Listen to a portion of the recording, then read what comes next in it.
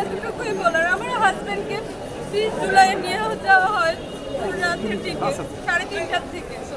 তো তাকে সুস্থ স্বাভাবিক একটা মানুষকে নিয়ে যাওয়া হয়েছিল, 40 ঘন্টা তার উপরে মানে তার নিখোঁজ ছিল।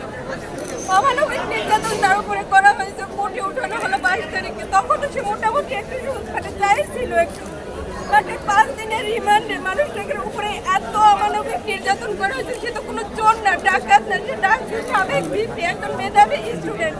সে হাঁটতে পারতেছে না, তার মানে পা উপরে উঠে, মানে এটা তো কোনো একটা আমরা একটা বিষয় আপু বলি মানে কিভাবে যে বলবো এই কথাগুলো। আমার ছোট ছোট দুটো বাচ্চা, একটাই 1 বছরের আর একটা 5 বছরের। ওরা শুধু শুধু ওর বাবার কথা বলে। বড় বাচ্চাটার খাওয়ানো বন্ধ হয়ে গেছে, কারণ সেই মানুষটাকে যখন এই অবস্থায় দেখতে হয় অন্তত আর যে অবস্থা তাকে করা হয়েছে, তার এখন ইমিডিয়েটলি তার ট্রিটমেন্ট দরকার, বিশেষ করে চিকিৎসা। আগে তো তার চিকিৎসাটা দেওয়া হোক, সেটাও তারা দিচ্ছে না। আমি বলতে পারতেছি না যে একটা মানুষকে সুস্থ স্বাভাবিক একটা মানুষকে নিয়ে এভাবে কেউ অমানবিক মানে মানবাধিকার তো মানে লঙ্ঘন মানে। আর সে তো মানে সে তো কোনো চোর না, ডাকাত না, আর সে তো এই আন্দোলনের সাথে সম্পৃক্ত ছিল না।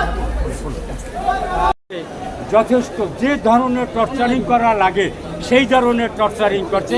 তাকে দিয়ে যেন কোনো কিছু স্বীকারোক্তি করাইতে পারে, এজন্য ও দুনিয়ার বুকে ওরকম টর্চারিং আমি কোনো মানুষের দেখি নাই, আর হয়েছে কিনা জানি না। আল্লাহ পাক রব্বুল আলামিন জানে, এছাড়া আমাদের জানা পাওয়ার কিছু নাই। সে এমনি দিব্যি ভালো মানুষ। আজকে সে মানে মৃত্যুর সাথে পাঞ্জা লড়াইয়া যাইতেছে। 4-5 জন পুলিশে ধরে নিছে, আপনারাও দেখছেন। 4-5 জন পুলিশের জায়গায় রাখতে পারে না, লোকটা শুয়ে পড়ে, বইয়ে পড়ে। তাইলে তাকে কি পরিমাণ টর্চারিং করছে? কোমরের নিচটা তার নাই, উপরের দিকে এই হাতে, সম্পূর্ণ হাতে তার দাগ। আমি হাত খোলা, তার স্পষ্ট দেখছি। তারপর ওকে কি করা হয়েছে জানি, ইভেন ওকে ইনজেকশন পুশ করা হয়েছে। আর কি করে তো টর্চার, তার তো আসছি।